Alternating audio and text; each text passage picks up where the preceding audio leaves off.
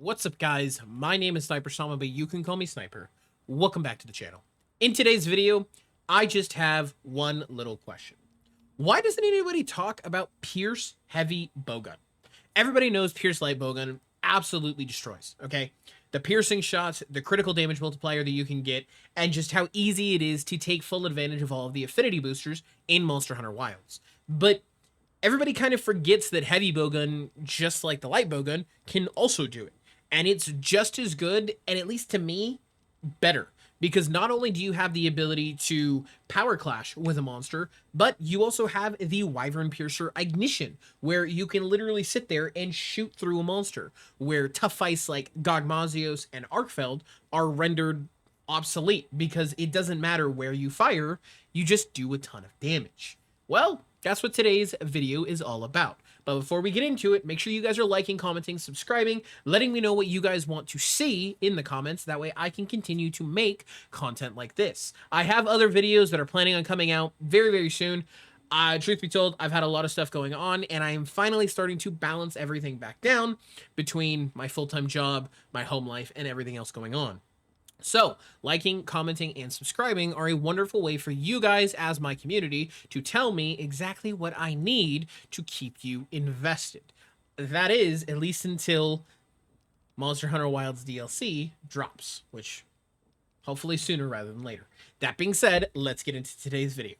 We have the Trembling Hells, okay? This is the Gogma Ardian Pierce Heavy Bowgun. Okay, the reason we are rocking Pierce is because it's just as good on Heavy Bowgun, if not better, as it is on Light Bowgun. The reason for it is it just naturally does more damage. Part of the appeal to Heavy Bowgun is the fact that it's heavy. It hits harder than its cousin, the Light Bowgun. Light Bowgun trades some damage for speed and maneuverability, whereas Heavy Bowgun, you plant your feet and you go. If you guys ended up watching my most fun tier list video on all of these weapons, you would know that the Heavy Bowgun was definitely on the lower end. It is not my favorite weapon. Same with the Light Bowgun and the Hammer and the Lance. There's so many different weapons that I don't enjoy. But I'm still going to make builds, and I'm still going to make sure that I am able to pump out good videos for everybody. So, Heavy Bowgun Pierce variation. On our Heavy Bowgun, we have set bonus skill, Gormagala's Tyranny. We have Lord's Favor. Ideally, you would want to get Lord's Soul here, but you do not need it. Believe it or not, this build is able to rock multiple pieces of high-level Arch-Tempered monster gear, meaning you do not need to roll Guts, Lord's Soul. All you need is Gormagala's Tyranny. You want to make sure that when you are crafting this, you go for an attack focus with attack infusion, and then you want to make sure that ideally you have more attack than I do here. Okay. Ammo boost EX is great, or capacity boost on the lower level. They're good, but it's not worth it in tandem with the damage. Okay. One level of ammo boost EX is great. One affinity boost is decent to help get rid of the negative affinity that comes from it being an attack-focused weapon. But ideally here, you want to go for 3 to 4 attack with 1 ammo boost and 1 affinity. I do not have that. I unfortunately have an ammo boost, double attack, and 1 affinity, which is fine.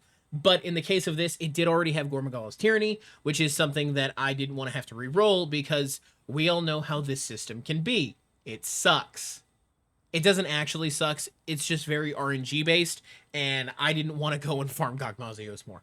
So, Gormagala's Tyranny, ideally 3 to 4 attack with 1 ammo boost. If not, something like 3 attack, 1 affinity, 1 ammo boost will do just fine. Okay?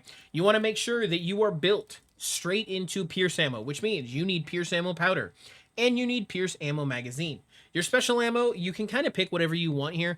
I go for Wyvern Piercer because we are already rocking a Pierce build, meaning we might as well take full advantage of the Wyvern Piercer, where it is like a giant ball just kind of traveling through doing a crap ton of damage to whatever monster it is you're fighting. I'm talking to you, Arch-Tempered Arkfeld.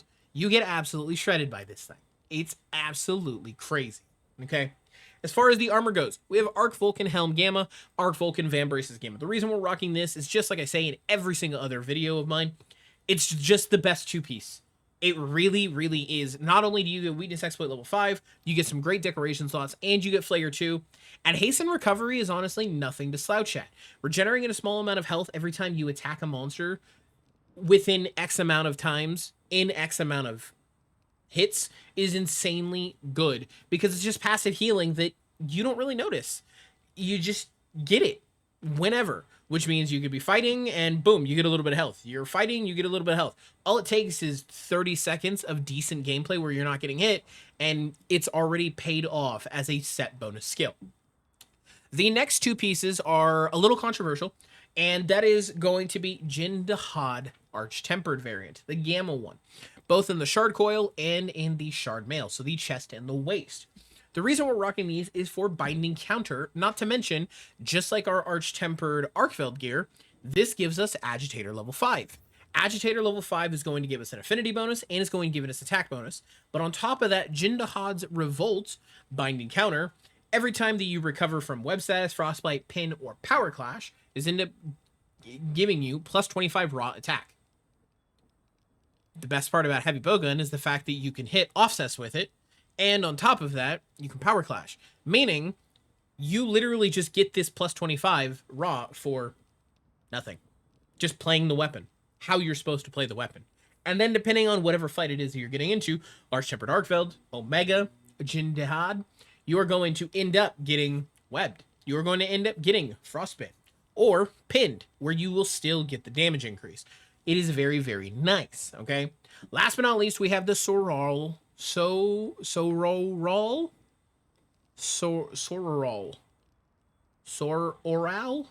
You know what? We're going to go with the Nadia boots, okay? You get these, and the reason these are important is because they come with Gormagala's Tyranny. Now, although this is Nadia's piece, it does come with Gormagala's, and it is very, very nice because it also comes with Stamina Surge and Part Breaker. Part Breaker is actually very, very good on Pierce because you're doing damage to everything. Because you're doing damage to everything, the Part Breaker is going to be able to help, whether it's doing damage to a tail, doing damage to the arms, the legs, the wings, whatever it may be that you are fighting.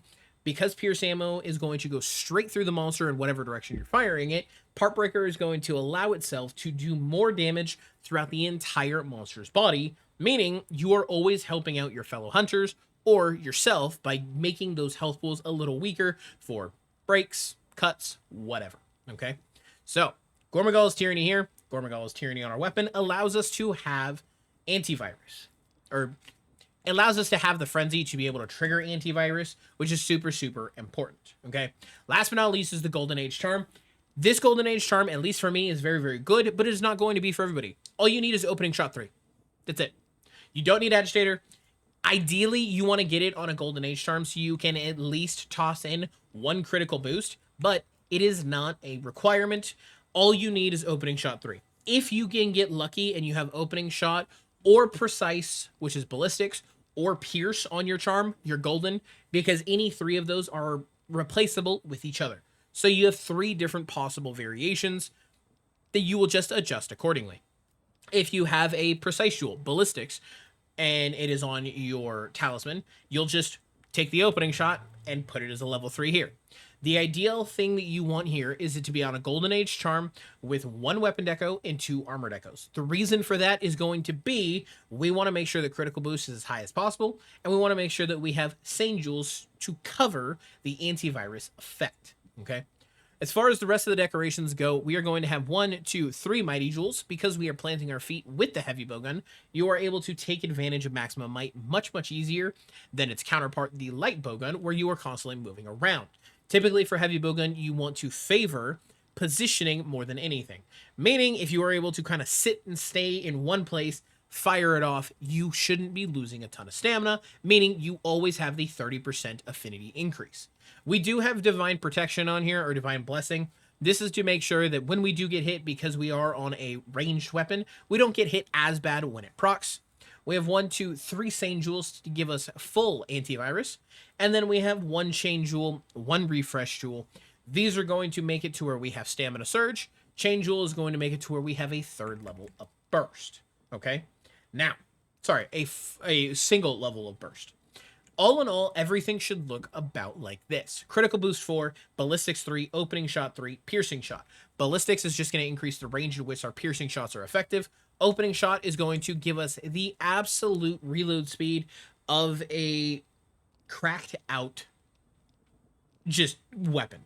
You are able to make your weapon reload so much faster. And on a heavy bowgun, it is really, really noticeable. So it is worth it. Not to mention, piercing shot is just going to give us the 5% damage increase, just like our guts or Lord Soul also will do. Weakness exploit level 5, agitator level 5, maximum might 3, divine blessing 3, antivirus 3, flare 2, bind resistance 2, stamina surge 2, burst part breaker. All of these together end up giving you weakness exploit level 30, 30% because we're at 0 affinity. Include that with agitator, we're at 45%. Include that with maximum might, we are now at 75% affinity. If you include antivirus in that, you have the plus 25%.